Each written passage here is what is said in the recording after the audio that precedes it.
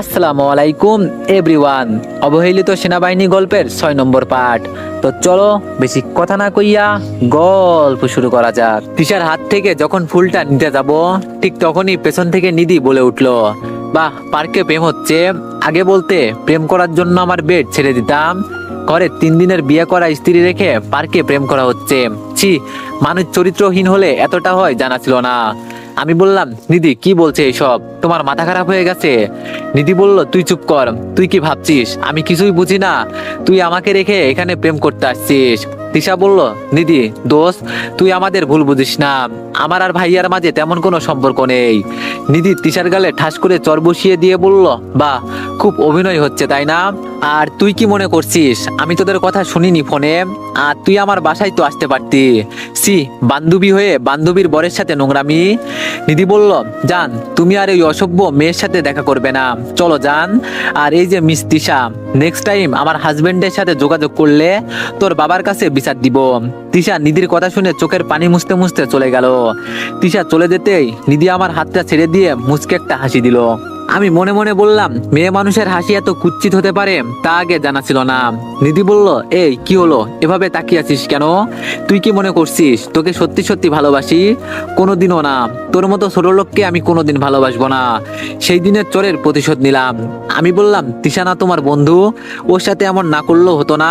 নিধি বলল, করবো না কি করবো না সেটা তোর জেনে কি লাভ? সেই দিনের চোটটা আমার কলিজাতে লেগেছে, ভুলি কিভাবে বল? আমি আর কিছু বললাম না, বাসায় চলে আসলাম। দিন যাচ্ছে, নিধির অবহেলা অপমানের মাত্রা বেড়েই যাচ্ছে। মাঝখানে এভাবেই চলে যায়। এরই মাঝে মা আর আশাকে গ্রাম থেকে শহরে নিয়ে এসেছি। নিধি প্রথম দিকে আমার সাথে খারাপ ব্যবহার করলেও মা আর তিশার সাথে ভালো ব্যবহার করতো। বাট ইদানিং তার কি হয়েছে কিছুই বুঝতে পারছি না। আশা আর মায়ের সাথে অল্পতেই কোনো কথাই রেগে যাচ্ছে। একদিন অফিস থেকে ফেরার পথে নিউ মার্কেটে যখন ঢুকি, এমন সময় গাড়ি জামে আটকে পড়ে। হঠাৎ গাড়ির কাছে একটা মেয়ে এসে বলতে লাগে, স্যার একটা মালা নিবেন, বেলি ফুলের মালা, ম্যাডামকে দিয়েন, ম্যাডাম অনেক খুশি হবে। মালাগুলো দেখতে খুব সুন্দর, তাই কোনো কথা না বলে 2টা মালা কিনে নিলাম।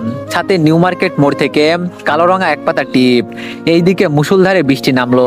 বাইরে এক হাত বাড়িয়ে বৃষ্টির ফোঁটার সাথে নিজের অনুভূতিকে বিলিয়ে দিচ্ছি। বৃষ্টির প্রতিটা ফোঁটা আমার মর্মে স্পর্শ করছে। এমন সময় যদি নিধি থাকতো, তাহলে সত্যি বৃষ্টি যে আনুষ্ঠানিকতা নিয়ে নেমেছে তা পূর্ণতা পেত। বৃষ্টি মাথায় নিয়ে বাসায় ফিরে দেখি নিধি রুমে নেই। আমি ড্রেসিং টেবিলের সামনে ফুলের মালা আর টিপের সাথে ছোট্ট একটা চিরকুট লিখে বারান্দায় চলে গেলাম। বৃষ্টি এখনো পড়ছে, গাছের পাতাগুলো সতেজ হয়ে উঠছে বৃষ্টির ছোঁয়ায়, তাদের দুঃখগুলো যেন মুছে যাচ্ছে। এইদিকে নিধি শাওয়ার শেষ করে মাথায় টাওয়াল জড়িয়ে আয়নার সামনে বসতেই সামনে বেলি ফুলের মালা দেখে খুশি হয়ে যায়, সাথে তার পছন্দের টিপ। সে কিছু না মনে করেই মালাটা হাতে নেয়। এমন সময় দেখতে পাই একটা চিরকুট। চিরকুটটা বের করতেই দেখে ছোট্ট ছোট্ট লাইনে লেখা, একটা বিষণ্ণময় বিকেল, অভিমানী তুমি কান্নিসে দাঁড়িয়ে অপেক্ষামান। তখন ঝুম বৃষ্টি নামলো, আর সেই বৃষ্টিতে সারা শহর খুঁজে তোমার অনিমেষ কালো চুলের খোপায় বেলি ফুলের মালা এঁটে দিয়ে যদি বলি, ভালোবাসি আমার রাজকুমারী, তুমি কি তখনও অভিমান করে থাকবে, নাকি মুচকে এসে শাড়ির আঁচলটা দিয়ে আমার ভেজা চুলগুলো মুছে দিয়ে বলবে, ভালোবাসি তোমায়, আমি অপেক্ষায় থাকবো? চিরকুটটা পড়তেই নিধির মাথায় রক্ত উঠে পড়লো। ছোট লোকটা কিভাবে ভালোবাসার কথা বলে! ফুলটা হাতে নিয়ে ডাক দেয়, রাজ কই তুমি? নিধির ডাক শুনে রুমে যেতেই বলল, ফুল কি তুমি নিয়ে আসছো? আমি বললাম, হ্যাঁ, তোমার পছন্দ হয়নি? নিধি বলল, আর চিরকুট কার জন্য লিখছো? শোনো, আমার জন্য চিরকুট লিখে লাভ নেই। আমার এই মন প্রাণ অনেকদিন আগে একজনকে দিয়ে দিয়েছি। যদিও লিখতে হয় তাহলে তোমার জানে মন তিশাকে নিয়ে লেখো। আর তোমার মতো একটা 3rd ক্লাস ছেলে কিভাবে বলে আমাকে ভালোবাসে? লজ্জা করা উচিত তো। শোনো, তুমি বলেই সম্বোধন করলাম, তুমি কোনোদিন স্বপ্নেও আমাকে পাওয়ার আশা করো না। আমি আমার সেই ভালোবাসার মানুষটাকে পেয়ে গেলেই তোমাকে ডিভোর্স দিব। আর মনে করেছো বেলি ফুলের মালা বাঁকা 2 অক্ষর চিরকুট লিখলেই আমাকে পেয়ে যাবে? যদি ভাবো তাহলে ভুল ভাববে। আর তোমার আনা ফুল আমার গলায় না, আমার পায়ের নিচে শোভা পায়। এই বলে নিধি ফুলের মালাটা পা দিয়ে পিষে ফেললো। নিধির আচরণে মনের মাঝে কালবৈশাখী ঝড় নেমে আসলো। চোখের পানি বাদ মানছে না, তাই রুম থেকে বের হয়ে বারান্দায় দাঁড়িয়ে চোখের পানি মুছতেছিলাম। মা আর তিশা বেড়াতে গেছে খালামণিদের বাসায়। আজ মা নিধির এমন আচরণ দেখতে পেলে কতটা কষ্ট পেত। সন্ধ্যাবেলা ল্যাপটপে একটা কাজ করছিলাম, এমন সময় নিধিকে দেখলাম সেজেগুজে বের হচ্ছে। তাই জিজ্ঞেস করলাম, কোথায় যাচ্ছ তুমি? নিধি বলল, কোথায় যাব সেটা তোকে বলতে হবে? আমি বললাম, হ্যাঁ বলতে হবে, কারণ আমি তোমার স্বামী। নিধি বলল, এই ছোট লোক, কতদিন না বলছি তুই স্বামীর কথা বলবি না। শোন, আমি আমার বান্ধবী তন্দার বার্থডেতে যাচ্ছি, আর সেখানে পার্টি আছে, আসতে লেট হবে। আমি বললাম, আচ্ছা আমি সাথে যাব কি? তুমি একা একা যাচ্ছ? নিধি বলল, আমি কি ছোট বাচ্চা নাকি যে একা গেলে পথ হারিয়ে ফেলবো? আমি গেলাম, নিধি চলে গেল। আমি ল্যাপটপ রেখে ডায়েরি লিখতে বসলাম। ডায়েরিতে নিজের জীবনের ঘটনাগুলি লিখছি আর চোখের পানি মুছতেছি। জীবনে কখনো কাউকে ভালোবাসিনি, ভেবেছিলাম বিয়ের পর নিজের স্ত্রীকে সবটা দিয়ে ভালোবাসবো, কিন্তু কখনো বুঝিনি ভালোবাসার মানুষটার কাছে এতটা অপমানিত হতে হবে। এইদিকে রাত 12টা বাজে, চোখে এখনো ঘুম নেই, খুব খারাপ লাগছে, মনটা কেন যেন ব্যাকুল হয়ে আসছে। আকাশের অবস্থাও ভালো না, নিধি এখনো বাসায় ফেরেনি। রাত 1টা, এমন সময় টিপটাপ বৃষ্টি শুরু হলো। ঠিক তখনই দরজায় কলিং বেলটা বেজে উঠলো। দরজা খুলতেই দেখি নিধি আরেকটা মেয়ের কাঁধে ভর দিয়ে দাঁড়িয়ে আছে। দরজা খুলতেই মেয়েটি বলল, ভাইয়া, নিধি আজ হঠাৎ করে জেদ করে বেশি পরিমাণে ড্রিঙ্কস করে ফেলেছে, মাতলামি করছে, আপনি ওকে বকা দিয়েন না, আমি আসি। মেয়েটা নিধিকে দিয়ে চলে গেল। নিধি আবল তাবল বকছে। বিছানায় শুইয়ে দিতেই ঝড় শুরু হলো। নিধি আমাকে জড়িয়ে ধরে বলতে লাগলো, সুইটহার্ট, ঝড় হচ্ছে, কোথাও যেও না। আমি নিজেকে নিধির কাছ থেকে সরাতে চেয়েও পারলাম না। নিধি তার ঠোঁট জোড়া মিশিয়ে দিল। বাইরে মুষলধারে বৃষ্টি হচ্ছে। বৃষ্টির সাথে মাতাল হাওয়ায় আমি ক্রমেই নিজেকে নিধির মাঝে হারিয়ে ফেলছি। নিধি আমাকে আরো আষ্টে পিষ্টে জড়িয়ে নিচ্ছে। এক পর্যায়ে স্বামী স্ত্রীর মাঝে ঘনিষ্ঠ মুহূর্ত দুজনেই উপভোগ করে নিধির বুকে ঘুমিয়ে গেলাম। সকালবেলা নিধির ঘুম ভাঙতেই বুকে ভারী কিছু অনুভব করলো। চোখ মিলিয়ে তাকিয়ে আমাকে দেখেই চমকে গেল। ধাক্কা দিয়ে সরিয়ে দিয়েই বলতে লাগলো, এই চরিত্রহীন, তুই আমার সাথে। এটুকু বলে সে দেখে তার কাপড় ঠিক নেই, তার মানে সব শেষ। এই ছোট লোক চরিত্রহীন, আমার সাথে কি করছিস বল, তোকে আজ আমি মেরেই ফেলবো। এই বলে নিধি আমার গলা চেপে ধরতে আসতে টান দিয়ে নিধিকে বুকের সাথে জড়িয়ে নিই। নিধি বলল, এই অসভ্য, ছাড় আমাকে, বল আমাকে, আমার সাথে কি করছিস? আমি বললাম, ম্যাম, আমি আপনার সাথে কিছুই করিনি। নিধি বলল, এই তুই না করলে আমার ড্রেস অমন কেন? আর তোর কত বড় সাহস আমার বুকে মাথা রেখে ঘুমাস? আমি বললাম, আমি ঘুমাইনি, আপনি নিজেই আমাকে নিয়েছিলেন, ড্রিঙ্কস করে উল্টাপাল্টা বকছেন। নিধি বলল, আমি তোর মতো চরিত্রহীনকে বুকে নিয়ে থাকবো কিভাবে ভাবলি? তোর মুখ দেখতে চাই না, আমি আজকেই বাবার কাছে চলে যাব। আর শোন, তুই যদি আমার পিছন পিছন যাস তাহলে আমি বাড়িতে গিয়ে ডিভোর্স লেটার লিখে পাঠাবো। আমি বললাম, যান, আপনাকে আটকানোর আমার কোনো অধিকার নেই, থাকলেও আটকাতাম না। আল্লাহ তাআলা স্বামী স্ত্রীর সম্পর্ককে পবিত্র বলে ঘোষণা দিয়েছে। আর কাল সত্যি আপনার সাথে যা হয়েছে সব অনিচ্ছা সত্যিই হয়েছে। আর আপনি কাল যেমন বিহেভ করছেন, আপনাকে একা রাখতেও ভয় করছিল, তাই ক্ষমা করবেন। আমি আপনাকে আর ছুঁয়েও দেখতে চাই না, তবুও আপনি এভাবে রাগারাগি করবেন না। মা এসব শুনলে খুব কষ্ট পাবে। নিধি বলল, তো আমি কি করব? কোন চরিত্রহীনের সাথে একই ছাদের নিচে থাকবো? তোরে কিভাবে বলি, তোকে আমি দু চোখে দেখতে পারি না। শোন, আমি গেলাম, প্লিজ তোর কাছে অনুরোধ, তুই আমাদের বাসায় যাবি না, তোর মাকে দিয়ে ফোন করে কোনো কিছু বলতে বলবি না। আমি বললাম, আচ্ছা, আপনার যেমনটা ইচ্ছা, চলে যান, ফিরাবো না। তবে আজ মন থেকে একটা কথা বলি, আমার দীর্ঘ জীবনে আমি কোনো মেয়ের মায়ায় বাঁধিনি আপনার আগে। যেদিন আল্লাহর পবিত্র কালামকে সাক্ষী রেখে আপনাকে বিয়ে করি, সেই দিনে আমার মনের ছোট্ট ঘরে আপনার একটা ছবি এঁকে নিয়েছি। ছবিটা রোজ নিয়ম করে দেখা হয়, কথা হয়, সে কথা আপনি জানেন না, আর জানবেনও না কখনো। আমি সত্যি আপনার এতটা অবহেলার পরেও ভালোবেসে ফেলেছি, আর আমি চাই না আমার ভালোবাসার মানুষটা আমার সাথে থেকে কষ্ট পাক। আপনি যান, তবে অনুরোধ, মা ফোন করলে একটু ভালোভাবে কথা বললেন, যেন মা আপনার আচরণে কষ্ট না পায়। নিধি বলল, বাহ, ইমোশনাল ড্রামা তো খুব সুন্দর করতে পারিস। আরে তোর মুখে ভালোবাসার কথা শোভা পাই না, যে মেয়ে জাতিকে সম্মান করতে পারে না, যে একটা মেয়ের সরলতা সুযোগে সব দেখে নাই, তার মুখে ভালোবাসা নামক শব্দটা অপমানিত হয়। নিধি কথাগুলো বলে ওয়াশরুমে চলে গেল। আমি এখনো দাঁড়িয়ে আছি, নিধির কথাগুলো মাথায় ঘুরপাক খাচ্ছে। বিছানায় বসে পড়লাম আর ভাবতে লাগলাম, সত্যি কি নিধির মনে আমার জন্য একটুও ভালোবাসা নেই, যার রয়েছে তা শুধুই কি ঘৃণা? এইসব ভাবতে ভাবতে চোখের কোণে অশ্রু এসে ভিড় জমায়। এইদিকে নিধি তার ব্যাগ গুছিয়ে তার বাবার কাছে চলে যায়। সন্ধ্যায় মাকে ফোন দিলাম। মা জানালো খালা অসুস্থ, আশাকে নিয়ে আরো 2 দিন থাকবে। আমি যেন কোনো চিন্তা না করি। ফোন রেখে দিয়ে ঈশান নামাজ পড়ে শুয়ে আসি। এমন সময় ফোনটা বেজে উঠলো। ফোনের স্ক্রিনে তাকিয়ে খানিকটা অবাক হলাম। তামান্না ফোন করেছে। 2বার রিং হওয়ার পর 3য়বারে ফোনটা রিসিভ করতেই বলল, রাজ কেমন আছো? আমি বললাম জি ভালো, আপনি? তামান্না বলল, আপনি না বললে হয় না। আমি বললাম আপনারা কত বড় ঘরের সন্তান, আপনাদের আপনি বলে সম্বোধন করাই মানায়। তামান্না বলল, রাজ প্লিজ আপনি নয় তুমি করে বলবে। শোনো না, কাল একটু দেখা করতে পারবে? আমি বললাম আমার হাতে সময় নেই, তাছাড়া শরীরটাও ভালো নেই। তামান্না বলল, রাজ প্লিজ আমি একটা সমস্যায় পড়েছি, কি করব বুঝতে পারছি না, তাই তোমার সাথে শেয়ার করতে চাচ্ছিলাম। কাল আসো না একবার হোটেলে, দুজনে কথা বলি। আমি বললাম আচ্ছা, কাল বিকেল 3টায় নীলমেঘ রেস্টুরেন্টে। তামান্না বলল আচ্ছা, এতগুলো ধন্যবাদ তোমাকে। এইদিকে পরের দিন বিকাল 3টায় রেস্টুরেন্টে গিয়ে দেখি তামান্না বসে আছে। আমি গিয়ে তার ওপর পাশে বসলাম। একবার চোখাচোখি হলো। আমি টেবিলে রাখা একটা টিস্যু নিয়ে কপালের ঘাম মুছতে মুছতে বললাম, তামান্না কি যেন বলতে চেয়েছিলে? তামান্না বলল, রাজ আমি অনেক বিপদে আছি, তুমি আমাকে প্লিজ বাঁচাও। আমি বললাম আশ্চর্য, এমন করছো কেন, বলো কি হয়েছে? তামান্না বলল, রাজ বাবা বিয়ে ঠিক করেছে আমার, কিন্তু আমি এই বিয়ে করতে পারবো না। আমি বললাম কেন বিয়ে করতে পারবে না, কি হয়েছে? তামান্না বলল, রাজ আমি একজনকে সেই ক্লাস 10-এর পর থেকেই ভালোবাসি। প্রথমত বুঝতে পারিনি, পরে তার অনুপস্থিতি আমার মনে ভালোবাসার জন্ম দিয়েছে। আমি তাকে ছাড়া এই জীবনে আর কাউকে স্বামী হিসাবে মেনে নিতে পারবো না। আমি বললাম কি হলো, কান্না করছো কেন? প্লিজ কান্না করো না। তামান্নার চোখের পানি কাজলের বাঁধ ভেঙে গাল বেয়ে পড়ছে। তামান্নার দিকে একটা টিস্যু বাড়িয়ে দিয়ে বললাম, চোখের পানি মুছে নাও। তামান্না কান্না থামাচ্ছে না, এ যেন নীরব কান্না। কি করব বুঝতে পারছি না, তাই আবার বললাম, তুমি কান্না করো না, আমি থাকতে তোমার অন্তত বিয়ে হবে না। এখন বলো কাকে ভালোবাসো, সে কি তোমায় বিয়ে করবে? তামান্না এবার চোখের পানি মুছতে মুছতে বলল, রাজ আমি তোমাকে ভালোবাসি, সেই স্কুল জীবন থেকে। হ্যাঁ, তোমার কাছে আমার ভালোবাসা মিথ্যা হতে পারে অভিনয়, বাট আমি তোমাকে সত্যি মনে প্রাণে ভালোবাসি। তুমি কিছু একটা করো, আমি তোমাকে ছাড়া সত্যি বাঁচবো না। জানো কত খুঁজেছি তোমায়, অবশেষে আল্লাহ আমার ডাক শুনেছে, আমি তোমাকে পেয়েছি। প্লিজ রাজ আমাকে ফিরিয়ে দিও না, আমি যে তোমায় বড্ড বেশি ভালোবাসি। তামান্না প্লিজ কান্না থামাও, আবারও কান্না করছো। শোনো আমি না বিবাহিত, আর যাকে বিয়ে করেছি তার জন্যই আমার সবটা ভালোবাসা, তাই তোমাকে চাইলেও আপন করে নিতে পারবো না। শোনো, সব ভালোবাসা পূর্ণতা পায় না, মনে করো তোমারটাও পেলো না।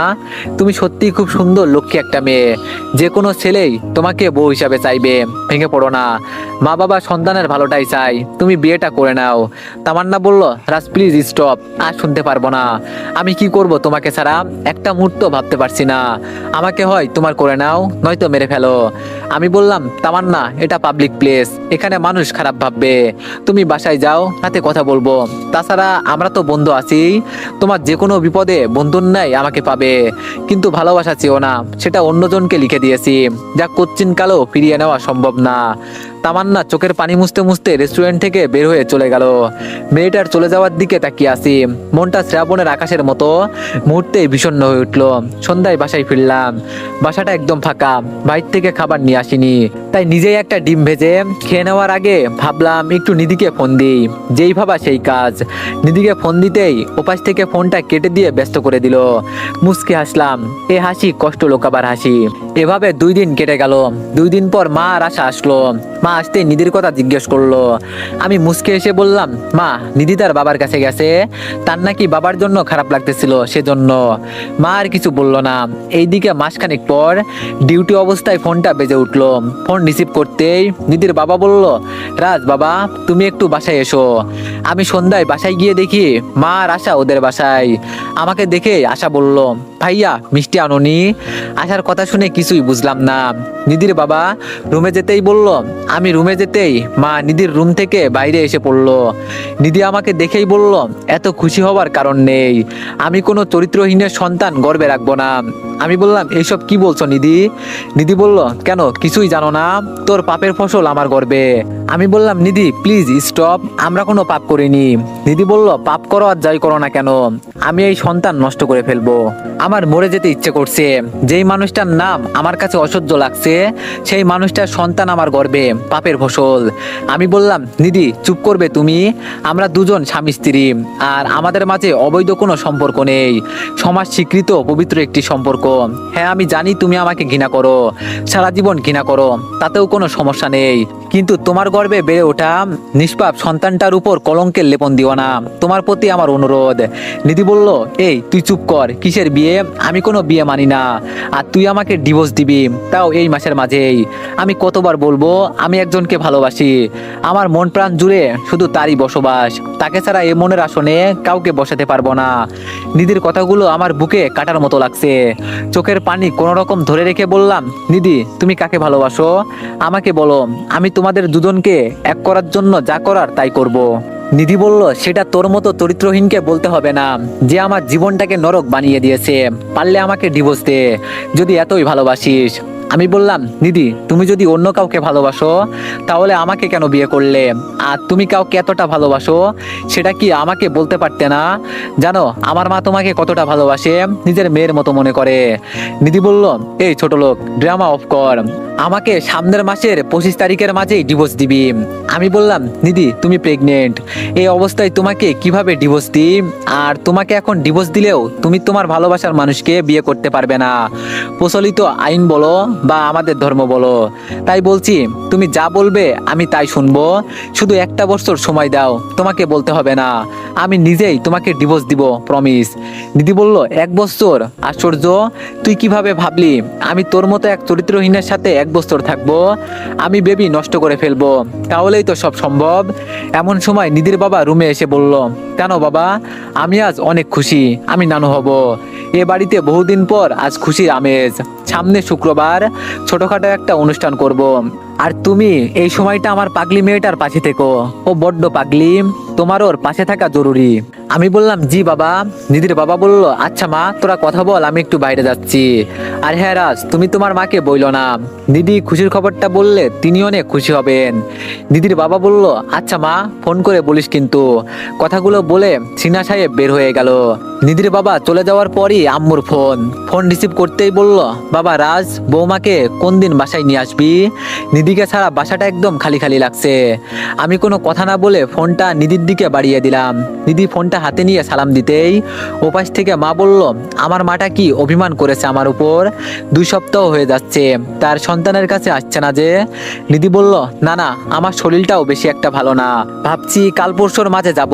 আমার মা বলল, কি বললে? তোমার শরীর ভালো না? আগে বলনি কেন? ও আমাকে পর মনে হয়। নিধি বলল, না না, আপনার জন্য খুশির খবর আছে, আপনি দাদি হতে যাচ্ছেন। আমার মা বলল, আলহামদুলিল্লাহ। সত্যি বলছো মা? আমি বিশ্বাস করতে পারছি না। আচ্ছা মা তুমি রেস্ট নাও, আমি তোমাকে নিতে আসতে যাব, এখন রাখি। মা ফোন রেখে দিতেই নিধির দিকে তাকালাম। নিধিকে অন্যান্য দিনের তুলনায় আজ অন্যরকম সুন্দর লাগছে, মনে হচ্ছে সমস্ত সৌন্দর্য এসে নিধির উপর ভর করেছে।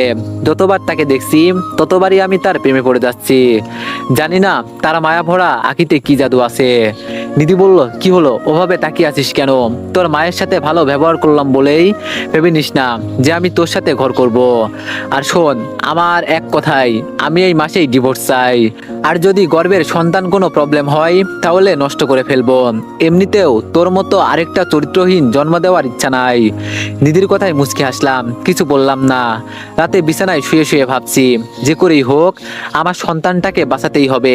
আমাদের ভুলের জন্য সে কেন শাস্তি পাবে? তার তো কোনো অপরাধ নেই।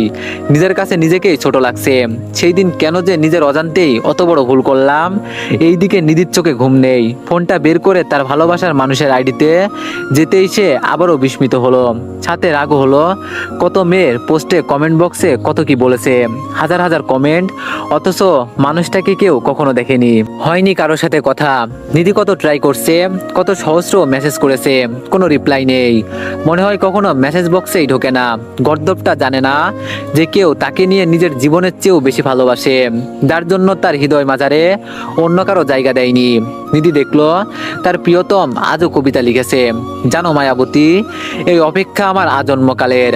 সকালবেলায় চায়ের কাপ হয়ে, শীতের রাতে উষ্ণ কাঁথা হয়ে, গ্রীষ্মে ঠান্ডা মোলায়েম বাতাস হয়ে কবে তোমাকে স্পর্শ করতে পারবো বলো তো মায়াবতী? সত্যি আমার মনে হয় এই আক্ষেপটা আজন্মকালের, কবু শেষ হবার নয়। একবার আসো না সব মান অভিমান ভুলে, শীতের কুয়াশার চাদর হয়ে আমাকে জড়িয়ে নিতে। আমি যে বড্ড ক্লান্ত, আর পারছি না তোমার বিচ্ছেদের জ্বালা সহ্য করতে। নিধি কবিতা শেষ করে প্রতিদিনের ন্যায় আজও অনেকগুলো মেসেজ করলো। প্রতিটা মেসেজে ভালোবাসার বহিঃপ্রকাশ, কিন্তু মেসেজগুলো সিন হয় না। একদিন হঠাৎ নিধি চমকে যায় মেঘরুদ্দুর আইডিতে করা পোস্ট দেখে। সে দেখে তার প্রিয় মানুষটার উপন্যাস বের হবে সামনের বইমেলায়। নিধি মনে মনে ভাবলো অবশেষে সে তার প্রিয় মানুষটার দর্শন পেতে যাচ্ছে। এইদিকে দেখতে দেখতে 25 তারিখ এসে যায়। ডিউটি থেকে ফিরতেই রাতে নিধি বলল, আমার ডিভোর্স লেটার কোথায়? আমি বলেছিলাম 25 তারিখের মাঝে আমায় ডিভোর্স দিতে। আজ মাসের 25 তারিখ। আমি নিধিকে অনেক বোঝানোর ট্রাই করলাম, কিন্তু বরাবরের মতোই আমার কথাগুলো শুনলই না। রাতে আর ডিনার করলাম না, ওভাবেই শুয়ে পড়লাম। রাত 11টার দিকে তামান্নার ফোন রিসিভ করতেই বললাম, কি ব্যাপার এত রাতে ফোন দিলেন যে? তামান্না বলল, রাজ কাল সকালে একটু সময় হবে তোমার, খুব দরকার। আমি বললাম আচ্ছা ঠিক আছে। পরের দিন সকালে তামান্নার সাথে একটা রেস্টুরেন্টে দেখা হলে বলি, কি ব্যাপার ডাকছেন কেন? তামান্না বলল, রাজ আমাকে তুমি বলতে পারো না? আমি বললাম সবার সব অধিকার থাকে না। তামান্না বলল, আচ্ছা রাজ, আমি কি কখনোই ক্ষমা পাবো না? জানো বাবার জন্য খুব কষ্ট হয়। আর হ্যাঁ, আমি বিয়েটা করতে পারিনি কারণ আমি পারবো না কাউকে ঠকাতে। শৈশবে যাকে মন দিয়েছি বলো, সে মনে অন্য কাউকে কিভাবে ঠাঁই দিই? এমন সময় তামান্নার ফোনটা বেজে ওঠে। ফোন রিসিভ করতেই শুনতে পাই তার এক ফ্রেন্ড অ্যাক্সিডেন্ট করেছে, ব্লাড লাগবে। আর তামান্নার সাথে তার রক্তের গ্রুপ ম্যাচ করে। তামান্না আমাকে নিয়ে হাসপাতালে গেল। মাথায় আঘাত পেয়েছে, তার বান্ধবীটা প্রচুর রক্তক্ষরণ হয়েছে। ডাক্তার তামান্নাকে সাথে নিয়ে গেল। এইদিকে হাসপাতালে গাইনি রুম থেকে নিধিকে বের হতে দেখে বুকের ভেতরটা স্যাঁত করে উঠলো। নিধি ডাক্তারের রুম থেকে বের হতেই আমি ডাক্তারের রুমে গিয়ে শুনলাম নিধি অ্যাবারশন করাতে এসেছিল। ডাক্তার ম্যাডামের কথা শুনে দু চোখের পানি ধরে রাখতে পারছি না। তো এভরিওয়ান, নেক্সট পার্টের জন্য সবাই একটু বেশি বেশি লাইক আর একটা করে কমেন্ট করে দিয়েন। ধন্যবাদ।